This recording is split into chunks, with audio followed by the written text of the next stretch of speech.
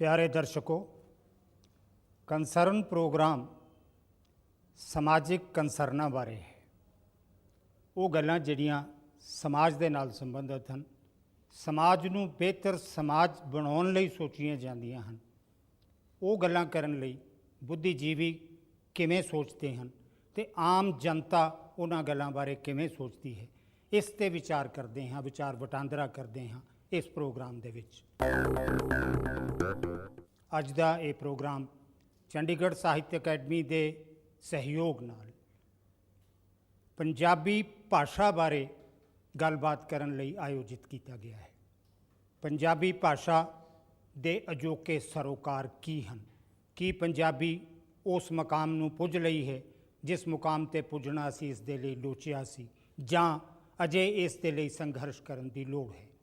अज दी इस गलबात विच शामिल हो रहे ने चंडीगढ़ के प्रतिष्ठित कवि, कहानीकार, नावलकार। अज दे साडे पैनलिस्ट हैं कवि विशेष तौर पर गज़लकार श्री जोगिंदर सिंह रैंक, कवि अते कहानीकार श्री निरपिंदर रतन, साहित्यकार, कहानीकार, पत्रकार श्री गुलजार संधू, कवि अते पंजाबी हरियाणा साहित्य अकैडमी के डायरैक्टर श्री CR मौदगिल अते बच्चियां दियां दो पत्रिकावां नाल जुड़े हुए डॉक्टर हरनेक सिंह कलेर।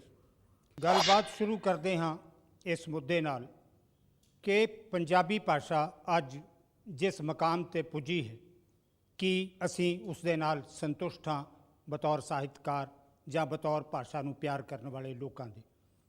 जे संतुष्ट नहीं हाँ तो किहड़ी घाट जां किहड़ियां घाटां रह गई ने जिन्हां नूं पूरा करन दी बड़ी सख्त लोड़ है। तुसीं की सोचदे हो रैंक जी?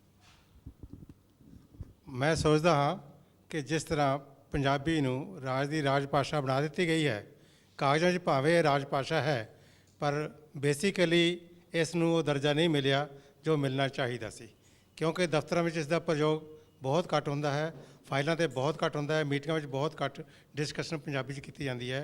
इसका कारण यह भी हो सकता है कि साढ़े आप दे जिहड़ा ज़्यादा ब्यूरोक्रेसी है वो पब्लिक स्कूलों से हाई अप्स पढ़े होने करके उस पद्धर से ज़्यादा पंजाबी नूं प्राफर देंदे है दूसरियां जबानां दे। Thank you.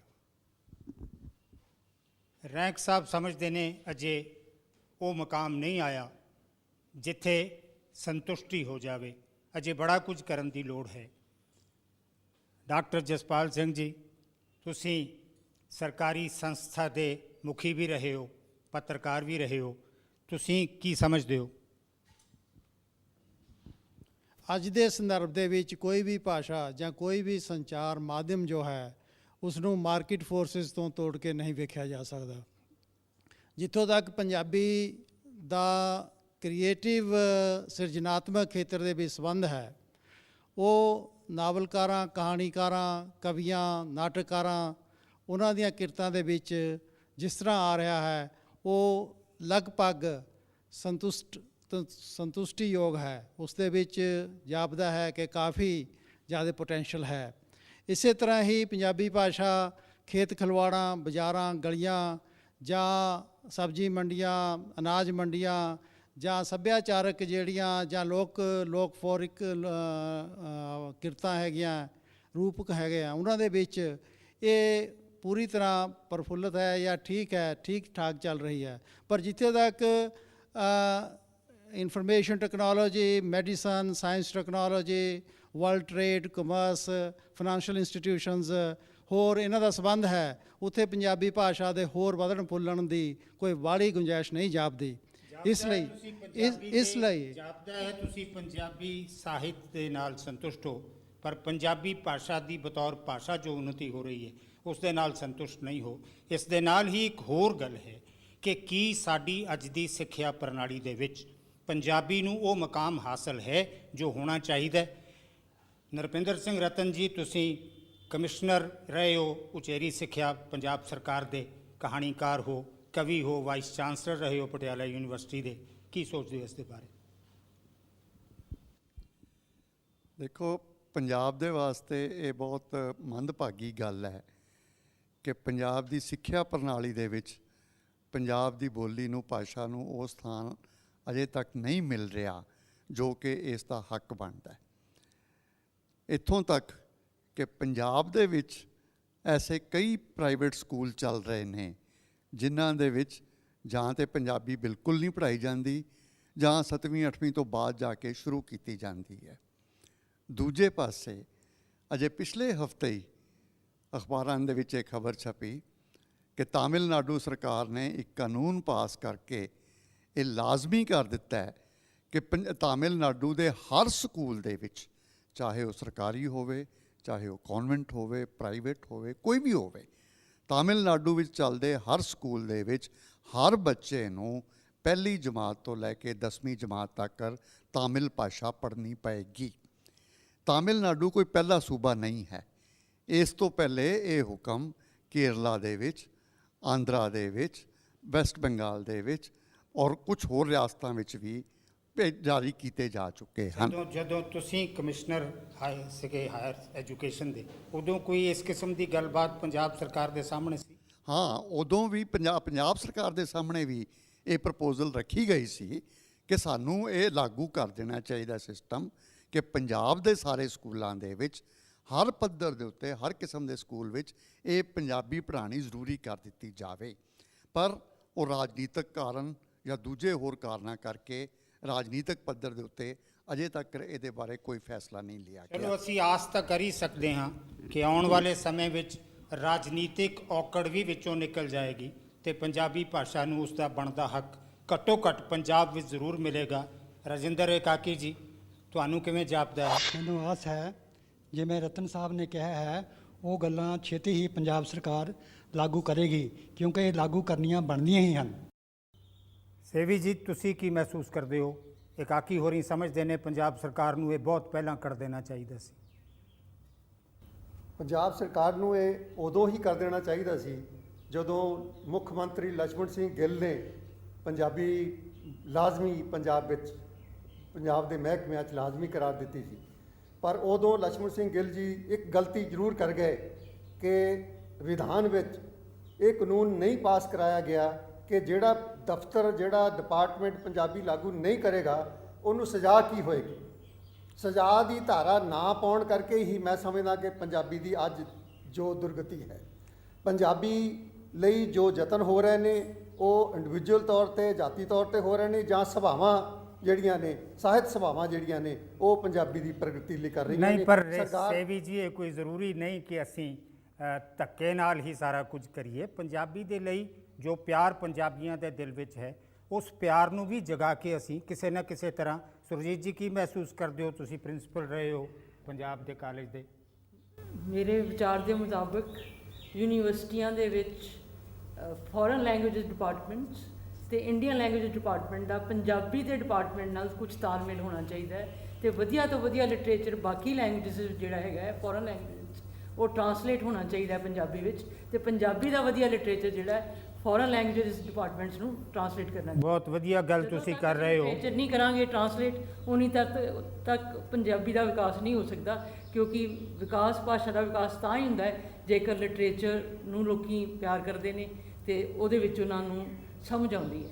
ਮੇਰਾ ਖਿਆਲ ਹੈ ਇਹ ਸਵਾਲ ਮੈਨੂੰ ਸਿੱਧਾ CR ਮੋਦਗਿਲ ਹੋਰਾਂ ਨੂੰ ਕਰਨਾ ਚਾਹੀਦਾ ਹੈ ਕਿ ਪੰਜਾਬ ਦੀ ਵੰਡ ਨੇ ਪੰਜਾਬੀ ਦੇ ਨਾਲ ਕੀ ਜ਼ੁਲਮ ਕੀਤਾ ਹੈ। ਪੰਜਾਬੀ ਨਾਲ ਇੱਕ ਅਨਿਆਂ ਹੋਇਆ ਹੈ ਜਿਹੜਾ ਤੁਸੀਂ ਆਪਣੇ ਸ਼ਬਦਾਂ 'ਚ ਕਿਹਾ 1966 'ਚ, ਜਦੋਂ ਪੰਜਾਬ ਨਾਲੋਂ ਇੱਕ ਹਿੱਸੇ ਨੂੰ ਵੰਡ ਕੇ ਹਰਿਆਣਾ ਨਾਮ ਦੇ ਦਿੱਤਾ ਗਿਆ।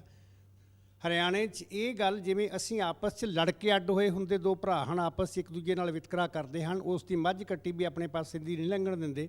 ਇਹੀ ਸੋਚ ਕੇ 1966 ਵਿੱਚ ਹਰਿਆਣੇ 'ਚ ਦੂਜੀ ਭਾਸ਼ਾ ਦਾ ਦਰਜਾ ਤੇਲਗੂ ਨੂੰ ਦੇ ਦਿੱਤਾ ਗਿਆ, ਪੰਜਾਬੀ ਨੂੰ ਨਹੀਂ, ਕਿ ਪੰਜਾਬੀ ਸਾਡੀ ਸ਼ਰੀਕ ਭਾਸ਼ਾ ਹੈ। ਉਹ ਲੋਕ ਜਿਹੜੇ 8ਵੀਂ ਤੱਕ ਕੰਪਲਸਰੀ ਪੰਜਾਬੀ ਪੜ੍ਹਦੇ ਸੀ, ਆਪਸ਼ਨਲ ਪੰਜਾਬੀ BA ਤੱਕ ਪੜ੍ਹਦੇ ਸੀ, ਉਹਨਾਂ ਨੇ ਵੀ ਇਹ ਕਹਿ ਦਿੱਤਾ ਗਿਆ ਪੰਜਾਬੀ ਦੇ ਅਧਿਆਪਕਾਂ ਦੀ ਦੁਰਗਤੀ ਹੋਈ ਨਵੰਬਰ ਤੋਂ ਲਾ ਕੇ ਮਾਰਚ 1967 ਤੱਕ ਕਿ ਆਪਣੀਆਂ ਪੋਥੀਆਂ ਚੁੱਕ ਕੇ ਲੈ ਜਾਓ, ਅਸੀਂ ਦਾ ਇਮਤਿਹਾਨ ਹੀ ਨਹੀਂ ਦੇਣਾ। ਉਸ ਤੋਂ ਪਿੱਛੋਂ ਪੰਜਾਬੀ ਨੂੰ ਕੋਈ ਪੁੱਛ ਨਹੀਂ ਮਿਲੀ ਹਰਿਆਣੇ 'ਚ, ਔਰ ਇਹ ਸੰਘਰਸ਼ ਜਾਰੀ ਰਿਹਾ। 1997 'ਚ ਆ ਕੇ ਹਰਿਆਣੇ ਨੂੰ ਇੱਕ ਅਕੈਡਮੀ ਮਿਲੀ ਜਿਹੜੀ ਕਿਸੇ ਵੇਲੇ ਭਾਸ਼ਾ ਵਿਭਾਗ ਨਾਲ ਟੁੱਟ ਕੇ ਆਇਆ ਹੋਇਆ ਹਿੱਸਾ ਸੀ ਸਾਡਾ। ਉਸ ਵੇਲੇ 1997 'ਚ ਆ ਕੇ ਪੰਜਾਬੀ ਅਕੈਡਮੀ ਦਾ ਨਾਂ ਦਿੱਤਾ ਗਿਆ, ਜਿਹੜੀ ਕਿ ਸਿਰਫ ਨਾਂ ਰਿਹਾ, ਨਾਂ ਦੀ ਪੰਜਾਬੀ ਅਕੈਡਮੀ ਚੱਲਦੀ ਰਹੀ ਔਰ ਇਹ ਅਕੈਡਮੀ ਹੌਲੀ ਹੌਲੀ ਆਪਣੀਆਂ ਗਤੀਵਿਧੀਆਂ ਚਲਾਉਂਦੀ ਰਹੀ। ਪਰ ਮੈਂ ਤਾਂ ਇਸ ਗੱਲ ਨੂੰ ਆਪਣੇ ਨਾਲ ਨਹੀਂ ਜੋੜਦਾ ਜਾਂ ਇਸ ਮੌਜੂਦਾ ਸਰਕਾਰ ਨਾਲ ਨਹੀਂ ਜੋੜਦਾ। ਇੱਕ ਲੇਖਕ ਦੇ ਤੌਰ 'ਤੇ ਜੇ ਸੋਚਦਾ ਹਾਂ ਤੇ ਪੰਜਾਬੀ ਅਕੈਡਮੀ 'ਚ ਜੇ ਕੋਈ ਪ੍ਰਾਣ ਆਏ ਹਨ ਤਾਂ 2005 'ਚ ਆਏ ਹਨ। ਸਿਰਫ ਨਾਂ ਦਾ ਇੱਕ ਪੁਰਸਕਾਰ ਪੰਜਾਬੀ ਦੇ ਨਾਂ 'ਤੇ ਰੱਖਿਆ ਗਿਆ ਭਾਈ ਸੰਤੋਖ ਸਿੰਘ ਦੇ ਨਾਂ ਦਾ। ਲੇਖਕ ਨੂੰ ਕਿਸੇ ਨੂੰ ਕੋਈ ਪ੍ਰੋਤਸਾਹਨ ਨਹੀਂ ਸੀ। ਉਹ 21,000 ਰੁਪਏ ਦੇ ਇੱਕ ਪੁਰਸਕਾਰ ਨਾਲ ਇਹ ਸੀ ਕਿ ਜਿਵੇਂ ਹਰਿਆਣੇ ਵਿੱਚ ਸਾਰਾ ਕੁਝ ਪੰਜਾਬੀ ਲਈ ਕਰ ਦਿੱਤਾ ਨਹੀਂ, ਗਿਆ। ਪਰ ਤੁਸੀਂ ਇਹ ਦੱਸੋ ਪੰਜਾਬੀ ਬੋਲਦੇ ਕਿੰਨੇ ਲੋਕ ਨੇ ਹਰਿਆਣੇ ਦੇ? ਹਾਂ, ਪੰਜਾਬੀ 'ਚ ਅਜੇ ਵੀ ਬਹੁਤ ਗਿਣਤੀ ਪੰਜਾਬੀ ਬੋਲਣ ਵਾਲੇ ਲੋਕਾਂ ਦੀ ਹੈ। ਪਰ ਮੈਂ ਇਸ ਗੱਲ ਲਈ ਇਸ ਗੱਲ ਨਾਲ ਸਪੈਸ਼ਲੀ ਕਹਿਣਾ ਚਾਹੂੰਗਾ ਵਿਸ਼ੇਸ਼ ਤੌਰ 'ਤੇ ਕਿ ਲੋਕਾਂ ਦੇ ਸਾਡੇ ਪੰਜਾਬੀ ਬੋਲਣ ਵਾਲੇ ਲੋਕ ਹਾਂ, ਅਸੀਂ ਘਰ 'ਚ ਪੰਜਾਬੀ ਬੋਲਦੇ ਹਾਂ, ਆਪਣੇ ਮਾਂ-ਬਾਪ ਨਾਲ ਪੰਜਾਬੀ 'ਚ ਗੱਲ ਕਰਦੇ ਹਾਂ, ਪਰ ਬੱਚੇ ਨੂੰ ਸਕੂਲ 'ਚ ਪੰਜਾਬੀ ਵਿਸ਼ਾ ਨਹੀਂ ਦਿਵਾਉਣਾ ਚਾਹੁੰਦੇ। ਸਾਡੇ ਪੰਜਾਬੀਆਂ ਦੀ ਪੰਜਾਬੀ ਪ੍ਰਤੀ ਵਿਦਰੋਹ ਵਾਲੀ ਗੱਲ ਹੈ। ਇਹ ਠੀਕ ਹੈ, ਪਰ ਹਰਿਆਣੇ ਦਾ ਜਿਹੜਾ ਆਮ ਆਦਮੀ ਹੈ ਹਾਂ, ਉਹ ਪੰਜਾਬੀ ਵਿਰੋਧੀ ਨਹੀਂ ਹੈ। ਨਹੀਂ, ਵਿਰੋਧੀ ਨਹੀਂ ਹੈ। ਪੰਜਾਬੀ ਨੂੰ ਪੰਜਾਬੀ ਸਤਿਕਾਰ ਦਾ ਹੈ, ਸਮਝਦਾ ਸਨਮਾਨ ਜਿਹੜਾ ਦਾ ਨਹੀਂ ਹੈ। ਬੋਲਦਾ, ਬਿਲਕੁਲ ਜਿਹੜਾ ਬਾਂਗੜੂ ਬੋਲ ਰਿਹਾ ਹੈ, ਹਾਂ, ਉਹ ਵੀ ਪੰਜਾਬੀ ਸਮਝਦਾ ਹੈ। ਸੰਧੂ ਸਾਹਿਬ, ਹਾਂ। ਤੁਸੀਂ ਇਸ ਮਸਲੇ ਬਾਰੇ ਮੇਰਾ ਖਿਆਲ ਹੈ ਲਿਖ ਵੀ ਚੁੱਕੇ ਹੋ ਕਈ ਵਾਰ। ਹਾਂ। ਕੀ ਵਿਚਾਰ ਹੈ ਤੁਹਾਡਾ? ਤੁਸੀਂ ਇਹ ਨਹੀਂ ਮਹਿਸੂਸ ਕਰਦੇ ਕਿ ਜਿਹੜੀ ਲਿੰਗੁਇਸਟਿਕ ਬੇਸਿਸ ਤੇ ਸੂਬਿਆਂ ਦਾ ਪੁਨਰਗਠਨ ਹੋਇਆ ਹੈ ਉਹਦੇ ਵਿੱਚ ਪੰਜਾਬੀ ਨੇ ਨੁਕਸਾਨ ਉਠਾਇਆ ਹੈ? ਉਹਦੇ ਵਿੱਚ ਬਹੁਤ ਨੁਕਸਾਨ ਹੋਇਆ ਹੈ। ਨੁਕਸਾਨ ਤਾਂ ਸਾਡਾ ਐਕਚੁਅਲੀ ਦੇਸ਼ ਵੰਡ ਦੇ ਵੇਲੇ ਤੋਂ ਹੀ ਹੋਇਆ ਚੱਲਿਆ ਆ ਰਿਹਾ ਹੈ। ਜਦੋਂ ਰਾਵੀ ਤੋਂ ਪਾਰ ਦਾ ਪਾਸਾ ਪੰਜਾਬੀ ਬੋਲਣ ਵਾਲਾ, ਵਧੀਆ ਪੰਜਾਬੀ ਬੋਲਣ ਵਾਲੇ, ਵਧੀਆ ਪੰਜਾਬੀ ਲਿਖਣ ਵਾਲੇ ਸਾਡੇ ਕੋਲੋਂ ਕੱਟੇ ਗਏ। ਠੀਕ ਹੈ, ਉਹ ਇੱਧਰ ਆ ਕੇ ਸਾਡੇ ਨਾਲ ਰਲ ਗਏ ਤੇ ਸਾਨੂੰ ਉਹ ਇੰਨਾ ਸਾਹਿਤਕਾਰੀ ਵਿੱਚ, ਸਾਹਿਤ ਦੀ ਰਚਨਾ ਵਿੱਚ ਨੁਕਸਾਨ ਨਹੀਂ ਹੋਇਆ। ਪਰ ਸਾਡੀਆਂ ਸਰਕਾਰਾਂ ਤੋਂ ਹੀ ਫੈਸਲਾ ਨਹੀਂ ਹੋ ਸਕਿਆ 20 ਸਾਲ ਕਿ 20 ਸਾਲ ਵੀ ਪੰਜਾਬੀ ਸੂਬੇ ਦੀ ਜਾਂ ਪੰਜਾਬ ਦੀ ਜ਼ਬਾਨ ਕਿਹੜੀ ਹੈ। ਇਸ ਕਰਕੇ ਵੀ ਸਾਨੂੰ ਤੁਸੀਂ ਹੁਣੇ ਗੱਲ ਕਰ ਰਹੇ ਸੀਗੇ ਵੀ ਧੱਕੇ ਨਾਲ ਕੁਝ ਨਹੀਂ ਕੀਤਾ ਜਾ ਸਕਦਾ। ਗੱਲ ਅਸਲ ਵਿੱਚ ਇਹ ਹੈ ਕਿ ਜਿੰਨਾ ਚਿਰ ਸਰਕਾਰਾਂ ਦਿਲਚਸਪੀ ਨਾ ਲੈਣ ਤਾਂ ਉਹਨਾਂ ਚਿਰ ਕੋਈ ਵੀ ਜ਼ਬਾਨ ਜਿਹੜੀ ਆ ਉਹ ਪ੍ਰਫੁੱਲਤ ਨਹੀਂ ਹੁੰਦੀ। ਅੰਗਰੇਜ਼ੀ ਵੀ ਸਾਡੇ ਕੋਲ ਇੱਦਾਂ ਹੀ ਆਈ ਕਿ ਅੰਗਰੇਜ਼ਾਂ ਨੇ ਸਾਨੂੰ ਸਿਖਾਈ। ਉਰਦੂ ਵੀ ਸਾਡੇ ਕੋਲ ਇੱਦਾਂ ਆਈ ਕਿ ਸਾਨੂੰ ਉਰਦੂ ਸ਼ਾਸਕਾਂ ਨੇ, ਮੁਗਲਾਂ ਨੇ ਸਿਖਾਈ। ਇਹ ਅਸੀਂ ਪੰਜਾਬੀ ਆਪ ਹੀ ਸਿਖਾਉਣੀ ਸੀ, ਆਪਣੇ ਆਪ ਨੂੰ ਅਸੀਂ ਸਿਖਾਈ ਨਹੀਂ। ਦੂਜੀ ਇੱਕ ਜਿਹੜੀ ਵੱਡੀ ਗੱਲ, ਮੇਰਾ ਹਰ ਥਾਂ ਹੀ ਇਸ ਗੱਲ ਦੇ ਉੱਤੇ ਵਿਰੋਧ ਵੀ ਹੁੰਦਾ ਹੈ। ਮੈਂ ਸਮਝਣਾ ਕਿ ਜਿੰਨਾ ਚਿਰ ਸਾਡੀ ਲਿਪੀ ਇੱਕ ਨਹੀਂ ਹੁੰਦੀ, ਚਾਹੇ ਉਹ ਦੇਵਨਾਗਰੀ ਹੋ ਜਾਏ, ਚਾਹੇ ਉਹ ਗੁਰਮੁਖੀ ਹੋ ਜਾਏ, ਚਾਹੇ ਉਹ ਰੋਮਨ ਹੋ ਜਾਏ, ਚਾਹੇ ਉਹ ਸ਼ਾਹਮੁਖੀ ਹੋ ਜਾਏ, ਉਹਨਾਂ ਚਿਰ ਪੰਜਾਬੀ ਨੇ ਤਰੱਕੀ ਨਹੀਂ ਕਰਨੀ। ਇਹਦੇ ਵੰਡੀਆਂ ਪੈਂਦੀਆਂ ਰਹਿਣੀਆਂ।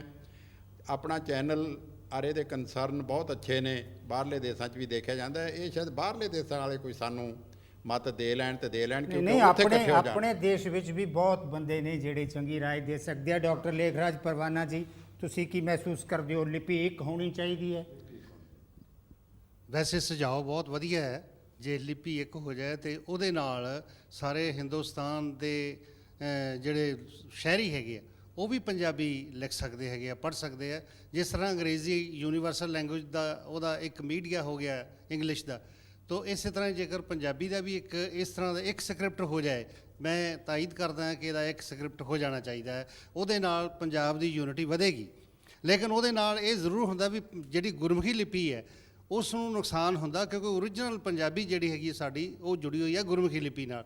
ਲੇਕਿਨ ਉਸ ਨੂੰ ਪੜ੍ਹਾਉਣ ਵਾਲਾ, ਉਸ ਲਿਪੀ ਵਿੱਚ ਲਿਖਣ ਲਈ ਪੰਜਾਬੀ ਵੀ ਜ਼ਰੂਰੀ ਹੈ। ਹੋ ਸਕਦਾ ਹੈ ਲਿਪੀ ਇੱਕ ਹੋਣ ਵਾਲਾ ਮਸਲਾ ਤੂਲ ਫੜੇ ਤੇ ਪਤਾ ਨਹੀਂ ਕਦੋਂ ਜਾ ਕੇ ਮੁੱਕਣਾ ਹੈ। ਸਵਰਨਜੀਤ ਜੀ, ਤੁਸੀਂ ਇਹ ਮਹਿਸੂਸ ਨਹੀਂ ਕਰਦੇ ਕਿ ਜਿਹੜੀ ਖਿੱਤਾ ਵੰਡ ਹੋਈ ਹੈ ਪੰਜਾਬੀ ਦੀ, ਇਹ ਗਲਤ ਹੋਈ ਹੈ? ਪ੍ਰਸ਼ਾਸਨਿਕ ਢਾਂਚਾ ਚਲਾਉਣ ਲਈ ਸੂਬਿਆਂ ਦੀ ਹੱਦਬੰਦੀ ਆਪਣੀ ਥਾਂ ਹੈ, ਪਰ ਜ਼ਬਾਨ ਨੂੰ ਕਿਸੇ ਵੀ ਆਪਣੇ ਕੱਟੇ ਹੋਏ ਹਿੱਸੇ ਵਿੱਚ ਮੁਹਤਾਜ ਬਣਾਉਣਾ, ਯਤੀਮ ਬਣਾਉਣਾ, ਇਹ ਸ਼ਾਇਦ ਕਿਸੇ ਰਾਜਨੀਤੀ ਨੂੰ ਸ਼ੋਭਾ ਨਹੀਂ ਦਿੰਦਾ। ਮੈਂ ਇਸ ਗੱਲ ਤੇ ਕੁਝ ਇਸ ਤਰੀਕੇ ਨਾਲ ਕਹਿਣਾ ਚਾਹਾਂਗਾ ਕਿ ਅੱਜ IT ਦੇ ਜ਼ਮਾਨੇ ਵਿੱਚ ਜਦੋਂ ਅੰਗਰੇਜ਼ੀ ਨੂੰ ਇੰਨਾ ਪ੍ਰਫੁੱਲਿਤ ਕੀਤਾ ਜਾ ਰਿਹਾ ਆ, ਹਰ ਲੈਂਗੁਏਜ ਨੂੰ ਓਨਾ ਹੀ ਕਰਨਾ ਚਾਹੀਦਾ ਆ।